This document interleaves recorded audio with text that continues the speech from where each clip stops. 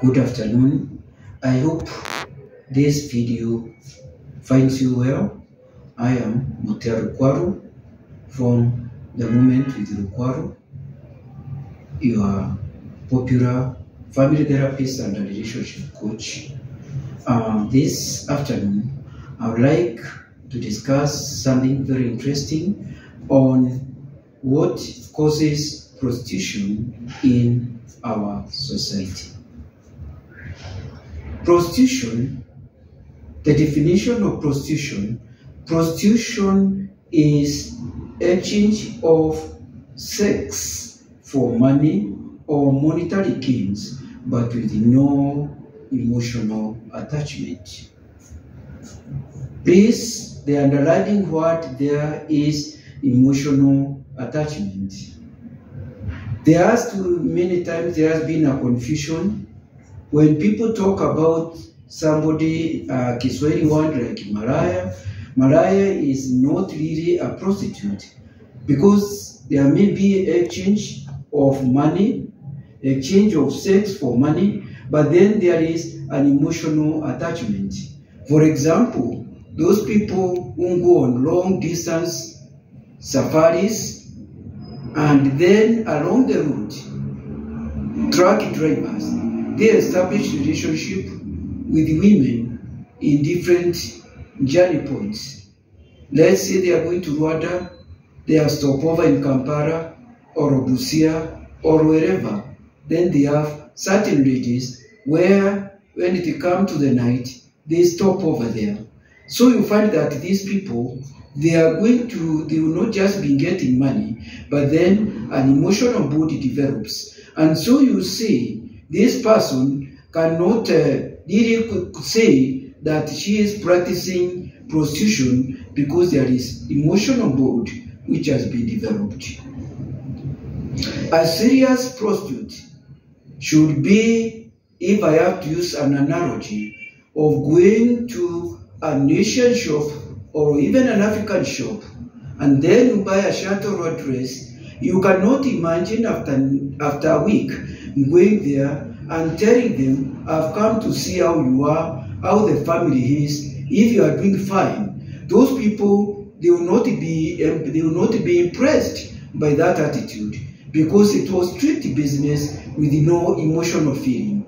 Even how your family is doing, if the family is okay, that is none of the business of the client who happened to buy a shirt or a dress. So now, one question which I want to answer this afternoon. Despite prostitution being so bad, it has existed in the society from medieval times, even during the biblical times when we used to have temple prostitutes. So now, why does prostitution exist? And we know it is so evil, it is bad. If I have to get to the thinking of the anthropologist called Bronisław Malinowski, he said this when he talked in his theory, the functional theory. He said whatever exists in a society serves a purpose. The fact that prostitution is existing in a society, it is serving a purpose. I am just looking at this on the sociological base. I'm not looking at it in theological base. In theological base, it's another story, of which I think when I come to talk about the theories which explains seriously why people are becoming prostitutes, then you understand me. Now, when I'm discussing prostitution, it should not be looked at just women. When you looked at it just women, we are going to lose the focus. How are we going to lose the focus? It requires two to think of. It requires two. A woman cannot engage in prostitution without a man. So what am I saying? The women, the men, the supply of men are the one who are contributing to the supply, to the existence of prostitution. If men were not participating, then there will not be prostitution. And so you see, when there is supply, when the prostitution obeys the laws of supply and demand, when the commodity is in short supply, the prices go high. And if I have to take a walk down the memory lane for a research I did in Nanyuki in 1987, when the prostitutes were so many in Nanyuki town, because of the Johnnies, the army, the English, the Britain's army, who goes there for training, and it was a lucrative market. And so the market was flooded by Meru girls from Meru. And so the prices went down from 150 shilling to 5 shilling. And so majority of the ladies who are Kikuyus, they went and they left the market for the Meru girls and women. So what am I saying? Prostitution obeys the laws of supply and demand, the economic laws. And this one also determines the price, because when an equilibrium is set, then that one is going to determine the price. Now, let's get to why is prostitution existing. Prostitution is existing because the question is, you find that there are some people, some men, who are deviants. What do I mean by deviance? Some, they want to participate in sex, but in abnormal way, or what you call battery. So instead of acting on the normal way, they want to get on the opposite. And of course, these will not like to have it with their girlfriends or even with their wives. So they go to the prostitutes. The prostitutes don't care. They don't even care about your name. They don't care who you are. And they don't care after the act.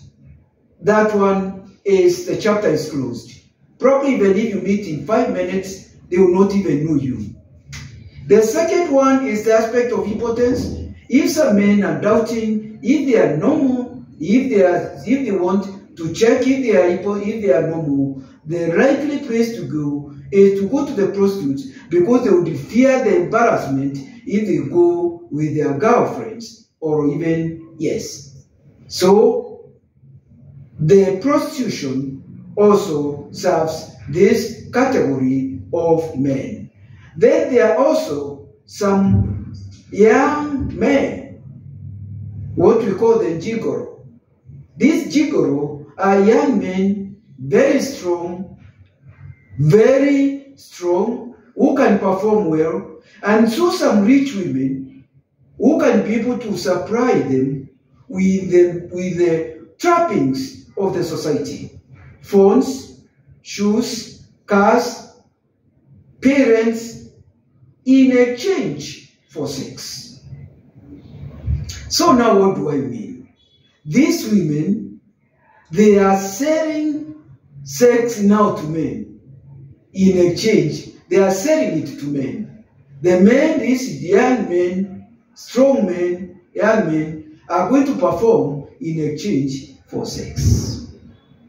This is now becoming a very normal phenomenon in our country, especially to young men, university men who have finished school. They have no jobs, but they want to have a shortcut to life. So they want to get the sugar mummies for them to be sponsored for flashy lifestyle.